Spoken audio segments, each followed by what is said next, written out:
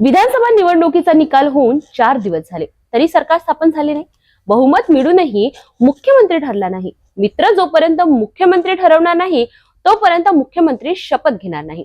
शेतकऱ्यांच्या, युवकांच्या, रोजगाराच्या समस्यांचं काय? जनता वाऱ्यावर गेली तरी चालेल असं वातावरण महाराष्ट्रात निर्माण होते, असे गंभीर आरोप करत नाना पटोले यांनी या गंभीर बाबीवर विचार करत आता काँग्रेस पक्षाच्या वतीने आम्ही या सर्व गोष्टींचा निषेध करतोय।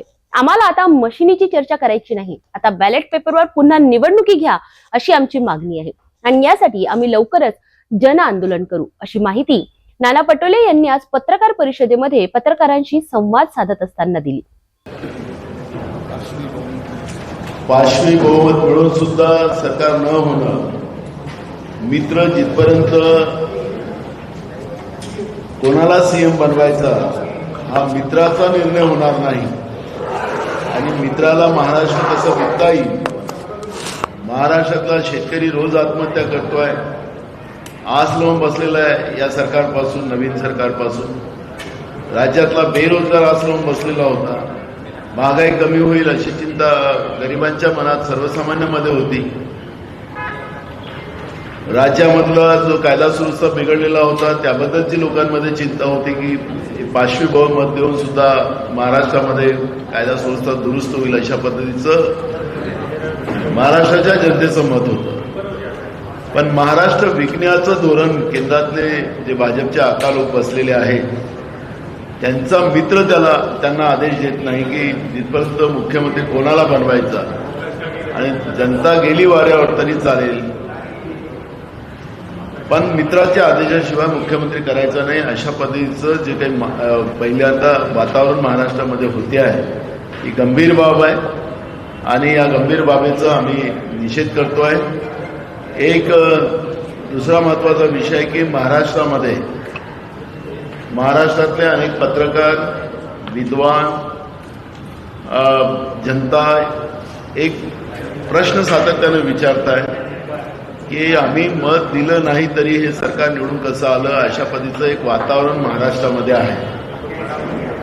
आणि काल मी स्वतः ही भूमिका आमचे राष्ट्रीय अध्यक्ष मल्लिकार्जुन खरगे साहेबांच्या समोर, आमचे नेते राहुल गांधी साहेबांच्या समोर मी भूमिका मांडली आणि काल माननीय आमचे राष्ट्रीय अध्यक्ष मल्लिकार्जुन खरगे साहेबांनी सांगितलं की आम्हाला मशीनची चर्चा करायची नाही, आम्हाला आता बायलेटवर निवडणुका व्हाव्यात अशी भूमिका काल आदरणीय राष्ट्रीय अध्यक्ष काँग्रेस पक्षाचे मल्लिकार्जुन खरगे साहेबांनी केलेली आहे।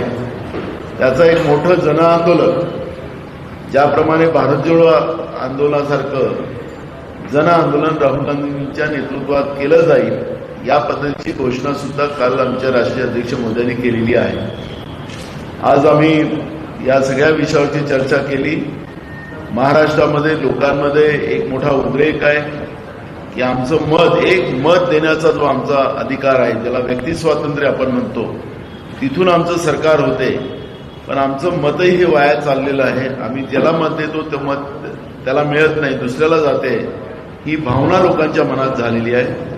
आणि म्हणून आज आम्ही निर्णय असा केला आहे, या येत्या 2 दिवसाच्या नंतर महाराष्ट्रामध्ये एक सह्या घेण्याची एक मोहीम लोकांची आम्ही घेतो आहे आणि बायलेटवर मतदानाची मागणी माननीय देशाचे महामहिम राष्ट्रपती असतील, प्रधानमंत्री असतील, CJI असेल आणि निवडणूक आयोगाचे प्रमुख असतील, अशा 4 ज्या व्यक्ती आहेत देशातल्या त्यांच्याकडे कोट्यावधी लोकांच्या सह्या करून आम्ही त्यांना निवेदन काँग्रेस पक्षाच्या वतीनं देण्याचा निर्णय आम्ही केलेला आहे आणि एक मोठी मोहीम महाराष्ट्रामध्ये करू। जेव्हा राहुल गांधींची यात्रा या पायलटच्या बाबतची जेव्हा महाराष्ट्रात येईल तर महाराष्ट्र हे सगळ्यात पुढाकारानं त्यामध्ये राहुल गांधींच्या या पायलटच्या यात्रेमध्ये हिरिरीनं भाग घेतील अशा पद्धतीचं वातावरण आम्ही महाराष्ट्रात निर्माण करू। आणि जी काही परिस्थिती आज देशामध्ये निर्माण झालेली आहे आणि लोकशाही वाचवणं ही आता सगळ्यांची जबाबदारी जी निर्माण झालेली आहे, त्याच्यामध्ये आम्ही सगळेजण पुढाकार घेणार आहोत। काल माननीय उच्च न्यायालयाने जो निर्णय दिला तो एक प्रकारचा पॉलिटिकल निर्णय होता असं आम्हाला वाटतं. कारण की मशीनमध्ये जिंकलात तर तुमचं, हारलं तर तुमचं, हे माननीय सुप्रीम कोर्टाला असा निर्णय देता येतं का नाही. आता ते सुप्रीम कोर्टाचा अधिकार आहे, त्यांच्यावर आपल्याला बोलता येत नाही. पण पॉलिटिकल या पद्धतीचं कायद्यामध्ये काय तरतुदी आहे, संविधान आमचं काय म्हणतोय, आमचं मतदानाचा अधिकार काय, याच्यावरच त्या ठिकाणी माननीय सुप्रीम कोर्टाचे निर्णय आले असते तर निश्चितपणे देशाच्या जनतेलाही कळलं असतं की नेमकं काय त्याच्यामध्ये आमचे अधिकार आहेत.